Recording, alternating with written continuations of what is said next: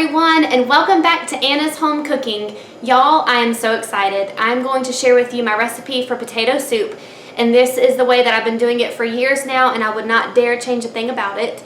Tonight I'm going to be making it with some beef sausage, but feel free to use bacon instead of sausage or no meat at all, and it would still be delicious. So let's go ahead and get started with going over all of the ingredients.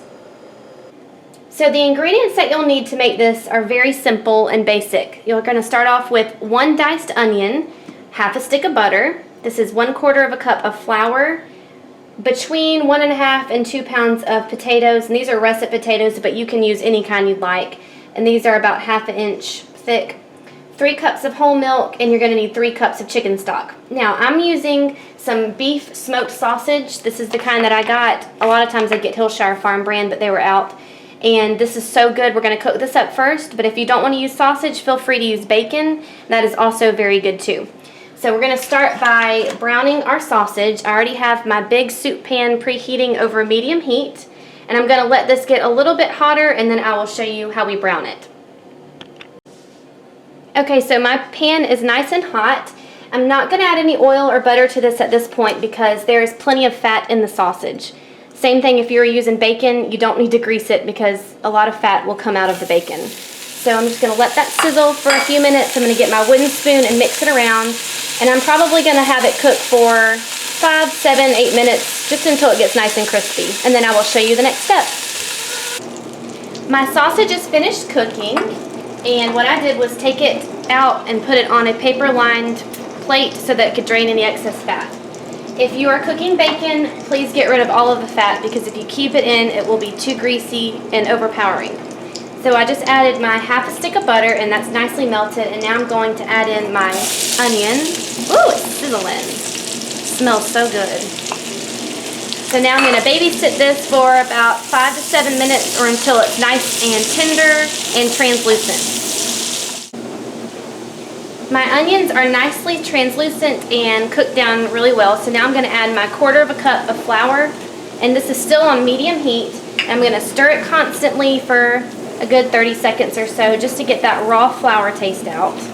And then when this is good, once there's no visible flour left, I'm going to throw in our potatoes, and I'm going to do the potatoes before the stock and milk because I've done it the opposite way before, and let me just tell you, those potatoes will splatter everywhere. So I'm going to get that done first. Okay, that looks good. Don't see any more flour. Okay, so now I'm going to dump in my potatoes. Get all of those in there. Here is my 3 cups of whole milk. And now I'm going to use the same exact measuring cup. I'm filling up some water. Alright, so here's 3 cups of water. And in a minute, I will add in my Better Than Bouillon base. This stuff is amazing. It takes up way less room than like a box of chicken stock. Just get this if you've never gotten it before.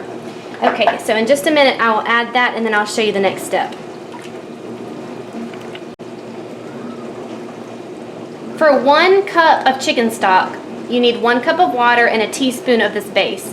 So I just added 3 cups of water, and I'm eyeballing it. That's about a tablespoon or just a good spoonful, but if you want to go by the directions, it's 1 cup of water to 1 teaspoon of base.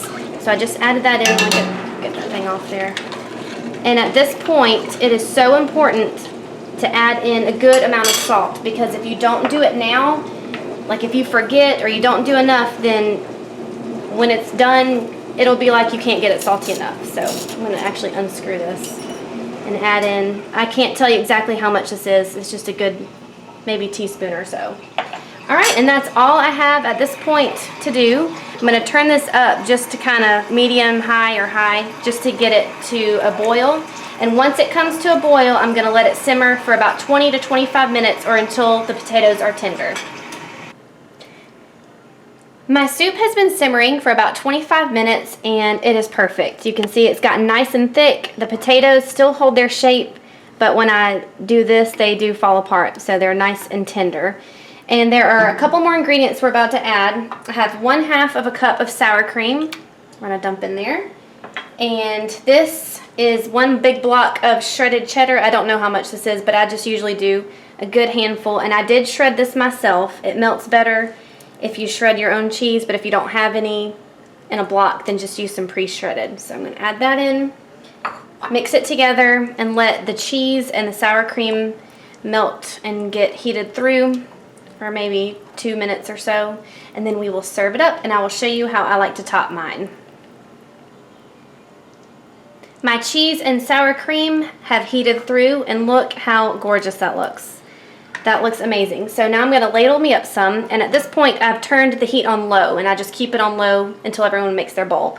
So I'm going to put some in my bowl here. This is my little pre-dinner snack.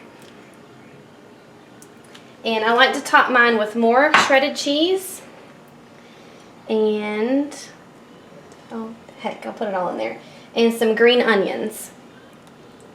And obviously this sausage got cold by sitting here for so long, so I just put the whole thing in the microwave. And the way my family likes to do it is we just put it on top like this, but you could just dump all of it back into the soup. It's however you want. So I would taste this to show you right now, but obviously it's too hot. But just trust me, it is delicious, and I hope that you all try this. It really is good. This is the best potato soup ever. If you try this recipe, please let me know. It is already on my blog, and I will see you soon with more recipes. Thank you for watching.